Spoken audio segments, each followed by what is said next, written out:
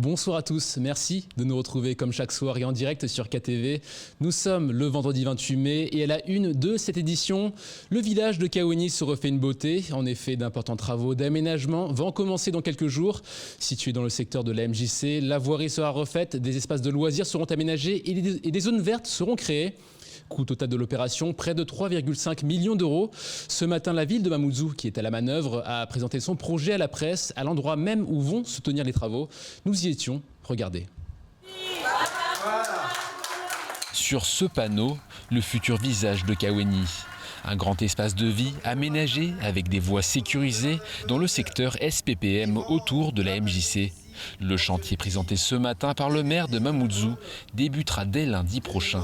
Kaweni regroupe le poumon économique de notre territoire. Ça fait longtemps que la population de Mamoudzou, notamment ici la population de Kaweni, attendait ce moment de lancement des travaux enfin. Donc ce qui va permettre, comme je le dis, de métamorphoser tout un quartier, tout un village. Donc c'est un moment important pour l'ensemble des Mahoraises et des Mahorais et surtout des Kaweniennes et des Kaweniens. Si à l'heure actuelle, il est difficile d'imaginer le futur visage du quartier, le changement devrait être radical. On va commencer par requalifier et réaménager toute la rue SPPM qui se trouve derrière la MJC. On aménage aussi une voie de bus qui vient ici et contourne la MJC. On aura une ombrière qui permettra de protéger les enfants, les élèves qui attendent le bus du soleil et de la pluie. Ensuite, on va se tourner, on arrivera du côté aux abords de la ravine de la Poste à l'aménagement d'une promenade avec des jeux pour enfants, des tables de dominos, des équipements sportifs. Et on finit par le parvis de l'école qui sera une place plutôt pour accueillir les événements de la ville et qui permettra un véritable accès à l'école Poste. Coût total de l'opération, près de 3,5 millions d'euros, répartis entre la ville, le département, l'Agence régionale pour la rénovation urbaine et les fonds européens. Des travaux jugés nécessaires, notamment par la présence d'écoles à proximité, alors que le quartier connaissait dernièrement des problèmes d'insécurité. Parmi les chantiers, parmi les éléments qui seront ici, c'est des espaces dédiés, aménagés, qui leur permettront, pour ceux qui viennent très tôt le matin, de pouvoir s'abriter et les autres pour attendre tranquillement dans un espace sécurisé les bus qui pourront les ramener après chez eux. Ce chantier fait partie du nouveau programme de renouvellement urbain mené par la mairie à Kaweni. Il est le premier à être lancé et devrait être achevé dans 18 mois. Ce n'est pas nouveau, la délinquance est un fléau à Mayotte depuis plusieurs années. Certains n'hésitent même plus à s'armer pour commettre leurs délits, provoquant parfois des drames irréparables. Mais face à l'extrême violence, les communes s'adaptent et les polices municipales s'équipent en conséquent. C'est notamment le cas des agents de Pamandzi qui disposent désormais d'un véritable arsenal pour intervenir, mais aussi pour prévenir les actes malveillants.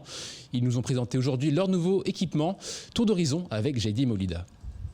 Flashball, taser, gilet pare-balles, l'armurerie de la police municipale de Pamandzi sera bien garnie. Les agents présentent leurs nouveaux équipements à l'audience présente et un outil à attirer toute l'attention. L'équipe sera désormais pourvue d'un drone de surveillance. Avant d'utiliser ces drones, il y a une formation préalable des agents.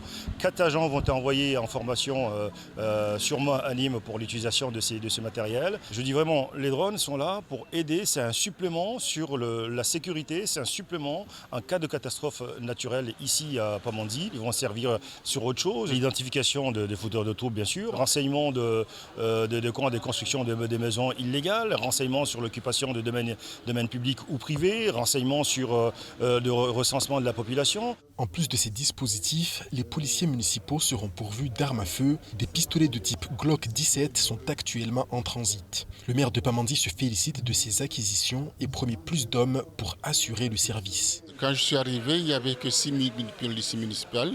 Là, on est à 13, c'est-à-dire il y a 7 autres qui vont aller en formation. La formation va commencer depuis le 1er juin. Il y aura 3 équipes qui vont travailler dans la journée, c'est-à-dire une équipe le matin, une équipe l'après-midi jusqu'à 22h et puis une équipe qui va relayer de 22h à 6h du matin.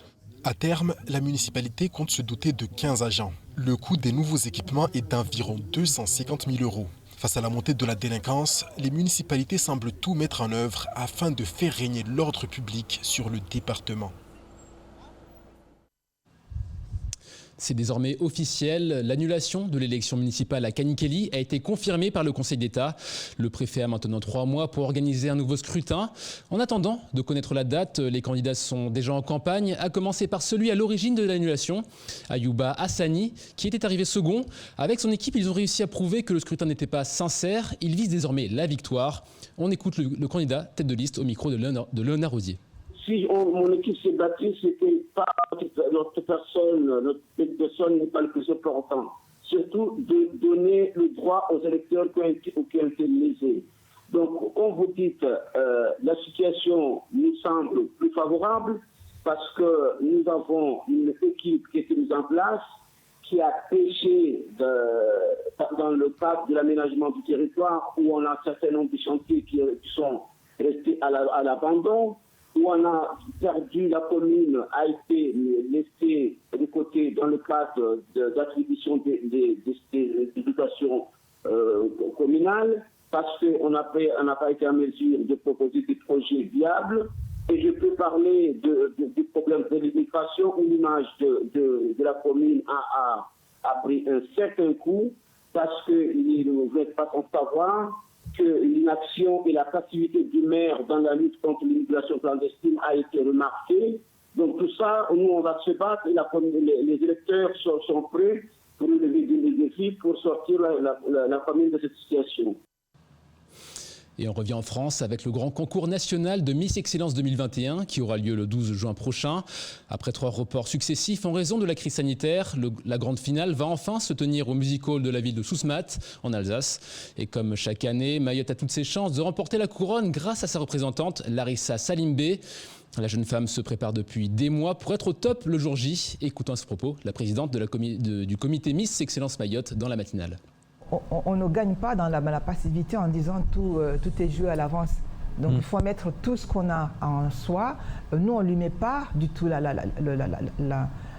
pression sur quoi que ce soit, mais elle sait ce qu'elle doit faire, elle sait ce qu'elle doit mettre comme moyen pour pouvoir arriver à ce parcours qui a été fait par Aïcha, par Myriam, et par Nourou Laini, qui était aussi première dauphine aussi. Et on a à un moment donné, on a pensé que c'était bon. Et Nourou Laini aussi nous a fait rêver aussi, nous a amené très loin aussi Nourou Laini et Payet. Donc que nous saluons aussi aujourd'hui. Et donc tout ce travail-là qui a été préparé aussi avec le comité et avec la direction de Mouadjouma Abbas, qui fait un travail aussi magnifique dans ce comité et qui devait être là, mais avec les bouchons, elle nous rejoint pour la conférence de presse. Et donc je pense que tout ce parcours-là qui s'est dessiné, elle l'a vu, elle le voit, elle sait qu'elle doit concrétiser quelque chose, elle met le moyen, maintenant elle connaît l'objectif, maintenant elle met le moyen à son rythme et à son niveau. Et dans le reste de l'actualité, en bref, c'est aussi une nouvelle opération contre l'habitat illégal à Bouéni ou encore les propositions du Conseil départemental pour la loi Mayotte. Au montage, Lessive Menet. Mercredi, le préfet de Mayotte, délégué du gouvernement, a remis les insignes de chevalier de l'Ordre national du mérite à Madame Anne-Sophie Miel, présidente directrice générale de la société Total Mayotte, et à Monsieur Tony Mohamed, président de l'association Espoir et Réussite. Ces 2 personnalités se sont distinguées durant la crise sanitaire liée à l'épidémie du Covid-19 par leur engagement et leurs actions au service de l'intérêt général. Selon la préfecture, Anne-Sophie Miel a œuvré à garantir l'approvisionnement de l'île en carburant et en pétrole lapin, essentiel à la vie quotidienne des Mahoraises et des Mahorais. Investi de longue date dans l'insertion de la jeunesse, Tony Mohamed a quant à lui mobilisé l'association Espoir et Réussite pour relayer des messages de prévention et distribuer de l'eau potable et des bons alimentaires au bénéfice des familles en difficulté, des services rendus à la collectivité qui méritaient d'être récompensés. Hier, une nouvelle opération de destruction de 48 cases en tôle est intervenue dans le village de Majimoini, commune de Bouéni. Elle intervient dans la continuité des opérations Élan qui ont déjà été menées depuis le début de l'année à Dembéni, Bandrabois, Kungu, Dzaoudzi l'abattoir et Chirungi. Tous les occupants des habitations détruites ont comme toujours fait l'objet d'une enquête sociale et ont reçu des propositions d'hébergement temporaire. 5 étrangers en situation irrégulière ont été interpellés et seront reconduits dans leur pays. Selon la préfecture, cette nouvelle opération vise à lutter contre les conditions d'habitation irrespectueuses de la dignité humaine et les risques graves pour l'insalubrité et la sécurité que font courir ces constructions illégales à leurs occupants et aux tierces. À noter que la mairie de Bouéni a joué un rôle important dans cette opération, permettant notamment l'identification des passerelles sur lesquelles se trouvaient les habitations illégales.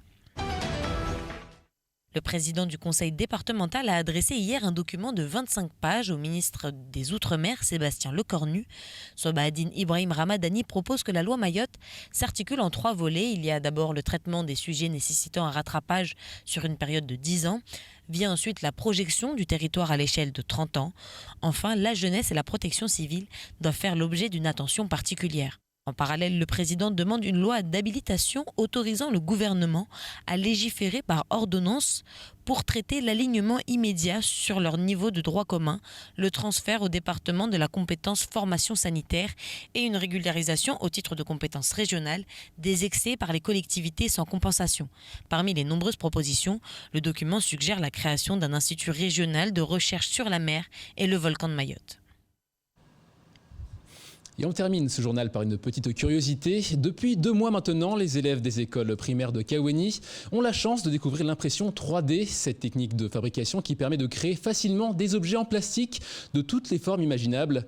Cette initiative est portée par l'association APMN en partenariat avec le rectorat et la cité éducative qui a mis en place une imprimante 3D dans l'école Kaweni Post, accessible à tous les écoliers de Kaweni et en libre accès pour créer en 3 dimensions. Reportage. C'est une machine un peu étrange, une drôle de bête de plastique et d'acier qui avale peu à peu cette bobine de fil chromatique pour la recracher ensuite en créant des objets de différentes formes. La machine que vous voyez derrière moi, c'est une machine qu'on appelle imprimante 3D qui existe depuis longtemps en France, mais à Mayotte, c'est une découverte. Il sert à fabriquer des objets en volume. Vous pouvez faire par exemple un stylo ou une boîte, un pot de fleurs. Installée dans l'école Kaweni Post, cette imprimante 3D a été mise en place par l'association APMN. Elle est mise à disposition de tous les élèves des écoles primaires de Kaweni afin de leur faire découvrir la technique de l'impression 3D en lien avec leur programme scolaire. Ça demande à la fois un côté un peu technique et également une bonne compréhension des outils. Les enfants sont complètement adhérents, ils sont vraiment très impliqués dans le projet qui a également permis la création d'un emploi parce que c'est une association qui a vraiment monté ce projet. Il y a quelqu'un qui a été formé pour intervenir auprès des jeunes élèves. Cet atelier découverte fait partie de plusieurs projets soutenus par le rectorat via le dispositif Cité éducative. Pour le moment cantonné aux établissements de la circonscription Mamoudzou Nord, le dispositif pourrait s'étendre au-delà. C'est en tout cas le souhait de la mairie. La ville apporte 100 000 € annuels à ce programme et la ville compte augmenter les moyens directs et indirects de manière à ce que les projets d'accompagnement éducatif qui sont mis en place en appui de l'enseignement par l'éducation nationale puissent se concrétiser. La mairie de Mamoudzou annonce qu'elle compte adresser un dossier au gouvernement d'ici la fin de l'année pour demander d'étendre le dispositif aux établissements du sud de l'agglomération. Et c'est ainsi que s'achève cette édition. Merci de nous rester fidèles sur KTV. Dès lundi, vous retrouverez Pierre Bellucci dès 19h pour tout connaître de l'actualité locale. Excellente soirée sur Cauzy.